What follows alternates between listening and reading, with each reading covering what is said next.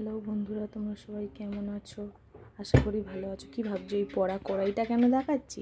আসলে এই কড়াইতে কালকে রাতে একটা ভাজা করেছিলাম, আর তার কারণে কড়াই অনেকটা তেল ছিল বলে কড়াটা আর মাজিনি। তো তোমরা আবার কেউ ভেবো না যে আমি কড়া মাজি না।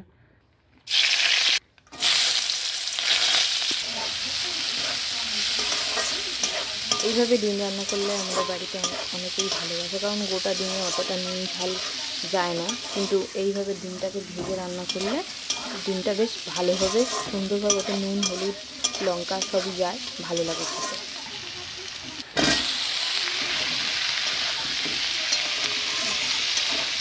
আর এইদিকে বন্ধুরা, দেশের কি হাল, আমাদের কোথায় বাস করছি। একে তো ওই আমাদের প্রিয়া বোন মৌমিতা ম্যামেকে নিয়ে এত বড় একটা কাণ্ড হয়ে গেল, আর তার মধ্যে এদিকে আবার চারিদিকে ধর্ষণের কথা শোনা হচ্ছে। মানুষ কি একটু সচেতন হচ্ছে না?